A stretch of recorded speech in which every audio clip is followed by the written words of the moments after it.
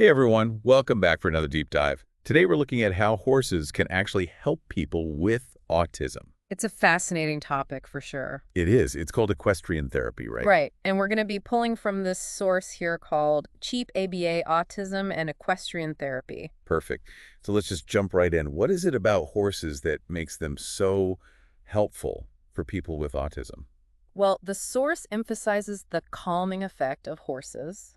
Okay, interesting. Yeah, and it goes deeper than just being around any gentle animal.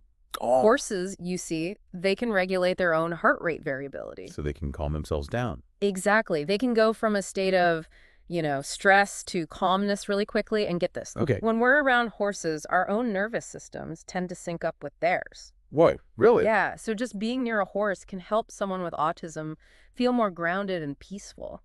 That's incredible, especially if you're dealing with sensory overload or anxiety, right? Absolutely, that's one of the biggest challenges for many people with Wow. autism. The source also mentions how equestrian therapy can help with social skills. Yeah. Could you maybe elaborate on that a bit? How do horses help with social skills? So individuals with autism, they often have, a bit more difficulty with social interaction, like understanding body language, expressing their emotions, navigating those tricky social situations. Yeah, for sure. While traditional therapies are great, equestrian therapy just offers this very unique way to grow those skills. I see. So how does that work? How does interacting with a horse actually improve someone's social skills? Well, there's this one example in the source. It talks about how, leading a horse through an obstacle course, Okay. it actually requires clear communication, patience, and the ability to understand the horse's body language. Wow. The individual can't just give commands. Right. They really have to learn to work with the horse like a partner. Interesting. And these are all skills that, can apply to human relationships too. That's amazing. So Yeah. it's like super hands-on learning. Very much so. And because it relies so much on body language and nonverbal cues, it can be less overwhelming for someone who struggles with verbal communication.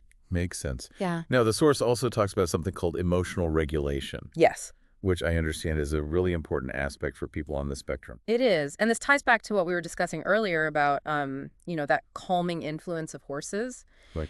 It's more than just calming, though. Think of a child who's feeling overwhelmed by sensory input. The rhythmic motion of riding, taking care of the horse, all of that can help regulate their nervous system. So it helps bring them back to a state of calm. Precisely. It's like the horse offers this anchor, a sense of stability in the midst of that chaos. That's really powerful. I hadn't thought about it like that. It's a beautiful thing to witness, actually. I bet. You know, it's really amazing to think how just being around a horse can have such a huge impact on someone's emotional well-being. Right. And the source also points out that, working with such big animals can be a big confidence booster. Yeah. Of course, that makes sense. It's incredibly empowering, to learn to control an animal as strong as a horse. Yeah, I can see that. And it's not about, dominance. Right. It's about building a relationship based on trust and mutual understanding. Absolutely. And for someone who's maybe experienced challenges and setbacks, successfully working with a horse, it can just be a huge boost to their self-esteem. So then how does this all work in practice? Like what happens during a typical equestrian therapy session? So the first step, it's all about building that trust we've been talking about, getting to know the horse, learning how to approach it safely, understanding its body language, and creating that sense of connection. That sounds like a process. It is. It's a gradual thing, but it's really the foundation for everything that comes after. And once that trust is there, the therapist can start bringing in activities that target specific goals. Oh, that's interesting. Like if someone's working on communication skills, they might practice, giving instructions to the horse, using words and body language, both. Right, so they have to be clear. Exactly. And if they're working on, say, emotional regulation, Uh-huh. the therapist might have them do exercises that, involve controlling their breathing and heart rate while riding, or maybe even while grooming. So it's really personalized for each person's needs. Yeah, it's one of the things that makes equestrian therapy so powerful. That makes sense. It's not just like one size fits all, right. The therapist really works with the individual and with the horse to figure out a program that fits their goals and their challenges. That's great. The source also mentioned these two organizations, EGLA and PATH. Can Can you tell us a little bit more about them? Yeah, those are really important for ensuring quality and safety in the field. Okay. EGLA, that's the Equine-Assisted Growth and Learning Association, Yeah.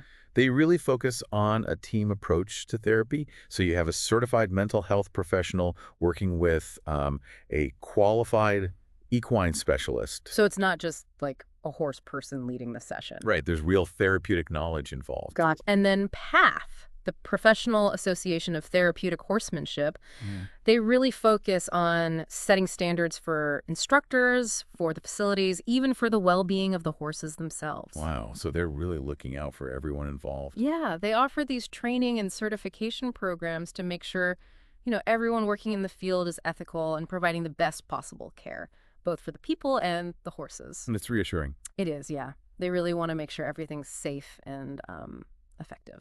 That's good to know. Now, what about the research? Oh, yeah. Is there any evidence that backs up the benefits of equestrian therapy? There's actually a growing body of research that shows just how positive the impact can be, especially for people with autism. Kind of like what? Well, studies have shown it can lead to better social skills, communication, emotional regulation, even motor skills. Really? And what's really interesting is these improvements, they often extend beyond the therapy sessions themselves. So it actually helps them in their everyday life. Exactly. It's not just about feeling good while you're riding. It actually leads to positive changes in their overall well-being and quality of life. That's incredible. And of course, more research is always needed. Of course. But what we have so far is promising. It really points to that unique power of the horse-human connection to help people grow and heal. That's great to hear. Yeah. Now, we've talked a lot about the positives. Are there any potential downsides or things people should consider before trying equestrian therapy? That's a good question. It's important to remember, like any therapy, it's not, a magic solution. Right. And it won't be the right fit for everyone. Of course. Some people might, have allergies or fears about horses, and those have to be taken seriously. Yeah, definitely. And it's also important to make sure the program you choose is reputable, has qualified people working there. Makes sense. And cost can be a factor too, unfortunately. Right. Equestrian therapy often isn't covered by insurance. But even with those potential challenges, the benefits can be so big, you know? I think it's definitely worth looking into if it's something you're interested in. You brought up earlier how the improvements people experience in equestrian therapy, they often carry over into other parts of their lives. Right. Can you give us some specific examples of what that might actually look like? Sure. So imagine like a child who struggles with social anxiety. Yeah. Maybe they have a hard time making eye contact or having conversations. Right. Through working with horses, they might learn to use clearer body language, get more comfortable with touch, and gain that confidence to assert themselves in a gentle way, but still firm. Interesting. And then those skills, they can start to use them in their interactions with like classmates, teachers, their families. So it's not just about the horses, it's about learning skills that help them in all these other areas. Right, exactly. They might start, participating more in group activities, maybe making new friends, feeling more comfortable saying what they need or want at home. It's like a ripple effect. It really is. Yeah. And it's not just about the specific skills, It's also about that sense of accomplishment. Like when they see they can actually communicate with and care for this, large, powerful animal, it can be a huge boost to their self-esteem and make them feel like they can overcome anything. Right, like the horse is this symbol of their own strength. Yeah, exactly. And that kind of self-belief, Wow. it can be transformative, Especially for someone who's faced challenges, it can help them set bigger goals, try new things, and maybe even step outside their comfort zone in other parts of their lives. That's so inspiring. Mm. We've covered a lot of ground in this deep dive, from the calming effects of horses to Yeah. how the therapy sessions actually work, the role of EGLA and PATH, the research, and even the potential for change beyond the stable. As we move into the final part of our deep dive, I want to focus on some of the broader implications of this work. It's really got me thinking, as we've been talking about how powerful this therapy is, especially for folks with autism, Yeah. there's something deeper here, I think, something that goes beyond just addressing, specific issues. What do you mean? Well, it seems to tap into, like, this fundamental part of being human. Okay, I'm curious. Tell me more. We've evolved alongside horses for so long. Right. There's this deep connection there, a history that stretches way back. Yeah. And I think working with horses allows us to reconnect with that, that ancient bond.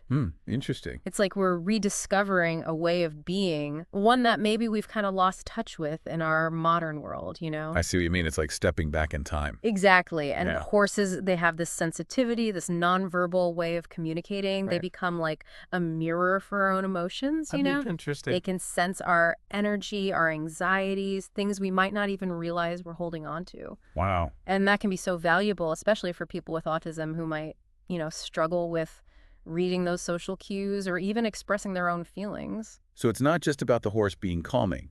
It's about the horse helping us understand ourselves better. Yeah, that's a great way to put it. The horse, in a way, becomes this guide for self-discovery. I like it. And in that shared experience, that exchange of energy and emotion, something magical happens. What kind of magic?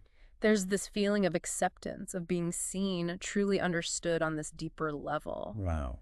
It can be so healing, It's amazing to picture that, this connection between two beings seemingly so different. It is, and I think that's why we're seeing this huge interest in equine-assisted therapy these days. Makes sense. People are craving that authentic connection, that grounding, that peace that comes from being around horses. It makes me wonder if there are things we can learn from, like horsemanship itself. Oh, absolutely. Things that we can apply to our everyday lives, even if we're not in therapy. Totally. Horses teach us about communication, setting boundaries, being present. They challenge us to be patient, to really listen, to respond with sensitivity.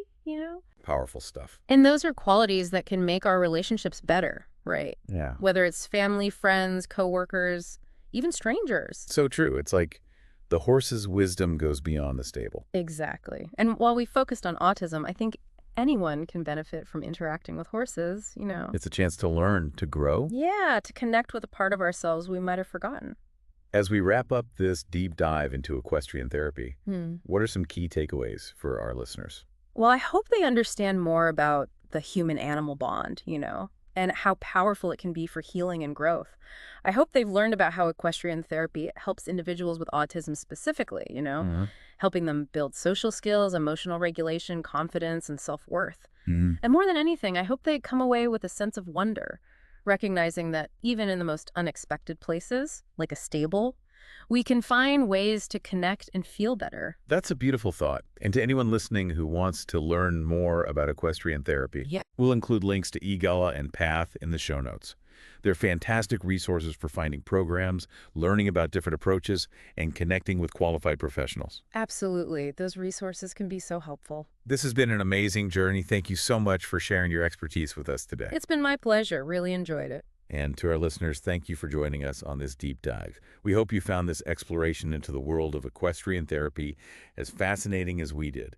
Until next time, keep exploring, keep learning, and stay curious.